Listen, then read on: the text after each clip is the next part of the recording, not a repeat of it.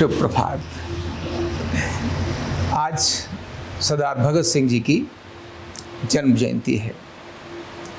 भारत आज स्वतंत्र है और आज हम जहाँ मर्जी जैसे मर्जी घूमते हैं, उसके पीछे एक बहुत बड़ा कारण है। वो है हमारे पूर्वजों के महान बलिदान का, जिन्होंने अपने इस देश को स्वतंत्र रखने के लिए अपने को इस देश पर न्यौछावर कर दिया। उनमें से एक बड़ा नाम आता है सरदार भगत सिंह। और सरदार भगत सिंह मतलब एक ऐसा व्यक्तित्व जिसकी कहानी न केवल भारत में अपितु दुनिया के अंदर, अगर देशभक्ति के बारे में बात की जाए, देश पर बलिदान के बारे में बात की जाए, आत्मविश्वास के बारे में बात की जाए, तो अपने आप में आदर्श के रूप में मानी जाती है। उनका जन्म आज के ही दिन यानी 28 सितंबर 1907 में, आजकल पाकिस्तान हो गया उसका नाम, लेकिन पश्चिमी पंजाब का जो बंगा गांव था, पश्चिमी पंजाब का बंगा गांव जो अभी पाकिस्तान में है, उसके अंदर आपका जन्म हुआ था।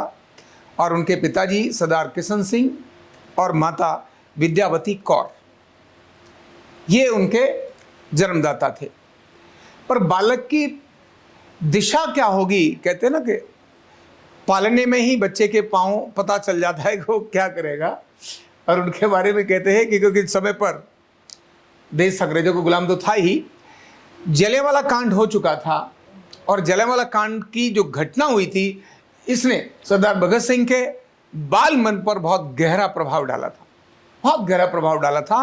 और जलियांवाला कांड हमारे को पता ही है कि जनरल डायर ने जलियांवाला, अगर आपने देखा हो तो देखना चाहिए, अमृतसर में ही है।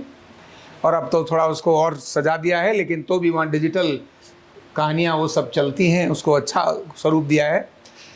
एक बहुत बड़ा बाग जिसके आसपास बिल्डिंगें हैं, एक उसमें बहुत बड़ा कुआं है और उसकी जो प्रवेश द्वार है वो बहुत पतरा, बहुत संकरा है, जिसमें से 2 लोग ही एक साथ निकल सकते हैं, 4 लोग 6 लोग एक साथ नहीं निकल सकते। और उसके अंदर एक बहुत बड़ी सभा हो रही थी बैसाखी के उपलक्ष्य में, और ये कहा जा रहा था कि भाई इस देश पर जो ये सारा संकट आ रहा है उसका समाधान कैसे किया जाए, और शांति प्रिय तरह से वहाँ सभा हो रही थी। तभी जनरल डायर ने अपने सैनिकों को वहाँ पीछे खड़ा करके, और वो सैनिक भी कौन थे, बाहर के लोग नहीं थे, थोड़े से लोग थे, वो सैनिक भारतीय थे, लेकिन क्योंकि वहाँ नौकरी करते थे इसका प्रभाव बहुत बड़ा पड़ता है। और वही जो निहत्थे थे, बच्चे, बड़े बुजुर्ग, महिलाएं, ये सभी वहाँ जो सभा के अंदर थे, सभा में जनरल डायर ने उन निहत्थों पर गोलियां चलाई।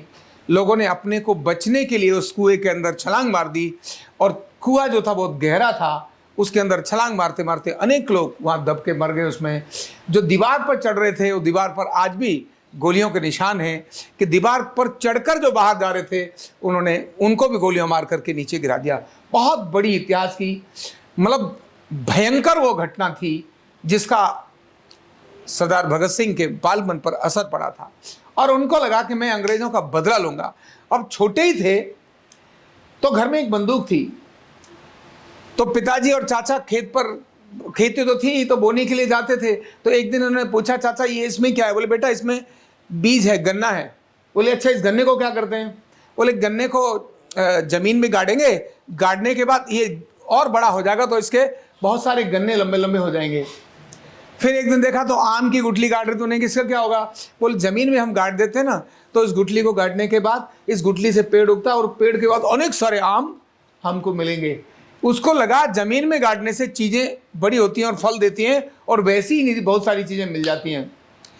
घर की बंदूक लेकर के वो निकलते हैं सुबह सुबह, छोटा बच्चा, और पास में ही जो घर के पास में जो खेत था उसमें गड्ढा करते हैं, और गड्ढा करके उस बंदूक को गाड़ते हैं।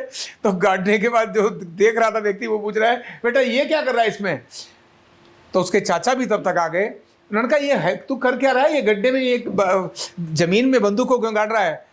उन्होंने कहा कि मैं इसीलिए गाड़ रहा हूँ क्योंकि इस जमीन में बंदूक को गाड़ूंगा तो बंदूक का पेड़ उगेगा, फिर बहुत सारी बंदूकें होंगी, तो कुछ आप ले लेना, कुछ हम ले लेंगे, और अंग्रेजों के खिलाफ फिर उसमें हम लड़ाई लड़ेंगे।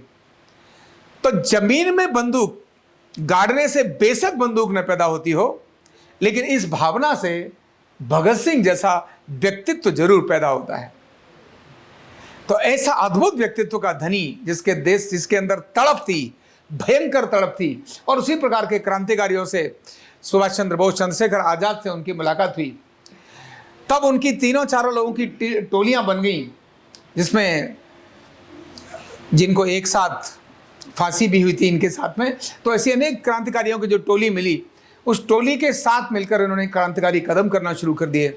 और एक घटना ऐसी आई जिस घटना के लिए असेंबली के अंदर एक बिल पास हो रहा था, और उस बिल के अगेंस्ट कौन वहां पर असेंबली में जाकर के हंगामा करे, इसके लिए भगत सिंह ने अपने को चुना।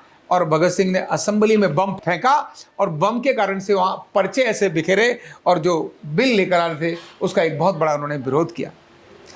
ये बम फोड़ने के कारण से अंग्रेजों के रडार पर तो भगत सिंह पहले ही आ चुके थे, क्योंकि क्रांतिकारी अनेक सारी घटना हो गई थी। सैंडर्स की मृत्यु का कारण भी भगत सिंह स्वयं थे, क्योंकि ये और राजगुरु और चंद्रशेखर तीनों ने मिलकर के प्लानिंग करी थी, कौन साइकिल पर जाएगा, कौन वो कहां से निकलता है ये देखेगा, कौन साइकिल ठीक करेगा, और कौन गोली मारकर उसके साथ में भागेगा। ऐसी पूरी योजना प्लानिंग उन्होंने बनाई थी और उसको मार दिया था। लेकिन असेंबली में बम फोड़ने के कारण से राजगुरु, सुखदेव और भगत सिंह, इन तीनों को अंग्रेजों ने फांसी की सजा दी। अब कमाल की बात है, जिसको फांसी की सजा हो जाता तो व्यक्ति अंदर ही अंदर डरता है, अब तो मुझे मरना है, अब तो मुझे मरना है। भगत सिंह के चेहरे पर कोई फर्क ही नहीं था।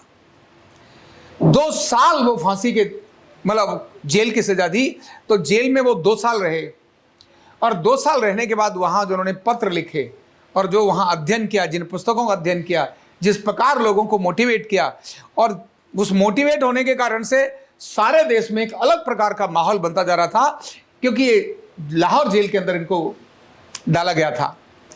लाहौर जेल के बाहर के माहौल में बहुत बड़ा परिवर्तन हो रहा था।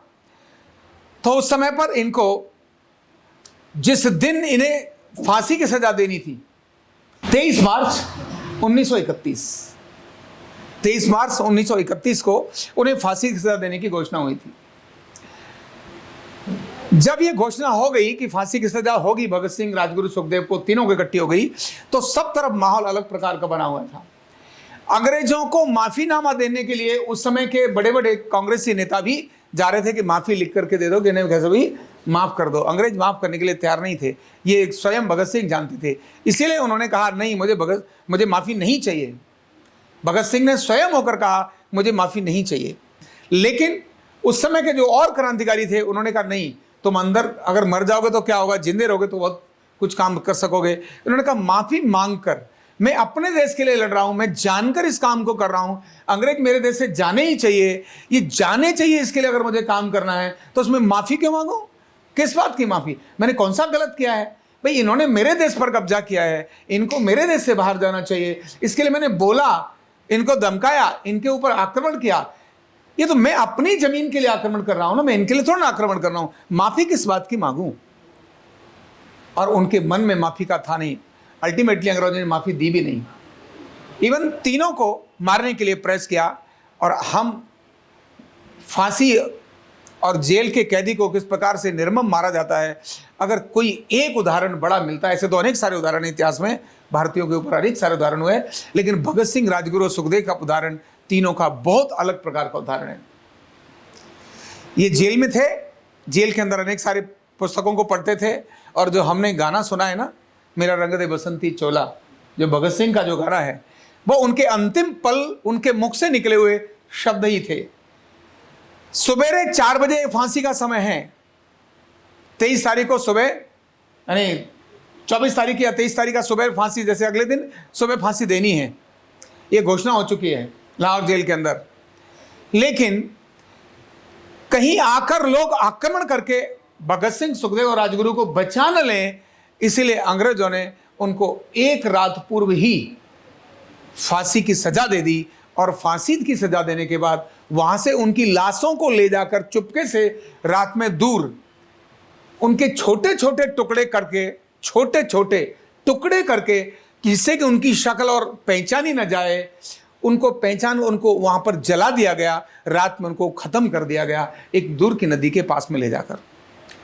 इतनी निर्दयता और निर्मम जिसके साथ कृत्य किया गया हो, ऐसे अंग्रेजों की सरकार के अगेंस्ट भगत सिंह अपना झंडा बुलंद कर रहे थे। और जब रात्रि उनकी फांसी से पहले उनको कहा गया कि तुम्हारी फांसी का समय है, अब तुम बोलो क्या तुम्हारी इच्छा क्या है, तो बाकियों ने कहा कि इनकी फांसी तो सवेरे होनी है, अभी रात को कैसे होनी है? बोले नहीं, अभी रात को ही होगी। बोलो तुम्हारी अंतिम इच्छा क्या है? तो भगत सिंह जिस पुस्तक को पढ़ रहे थे, जो क्रांतिकारियों की पुस्तक थी, उन्होंने कहा मेरी अंतिम इच्छा सिर्फ इतनी है कि ये पुस्तक जो है मुझे पढ़ने दी जाए, ये पुस्तक जब तक खत्म ना हो तब तक मुझे फांसी नहीं दी जाए। लेकिन अंग्रेजों को पता था इसमें 2.5-3 घंटे भी लग सकते हैं इनको पुस्तक पढ़ने में। उन्होंने मना कर दिया, और जब कहा नहीं ये नहीं हो सकता, तो उन्होंने इस पुस्तक को ऐसे उछालते हुए ऊपर हवा में तब कहा मेरा रंग दे बसंती चोला, मेरा रंग दे बसंती चोला। ये जो गीत जो उन्होंने गाया है वो उसी समय पर उनके मुंह से निकले हुए शब्द थे जो लोगों ने वहां सुना, और रात्रि में तीनों को ले जाकर के फांसी दे दी।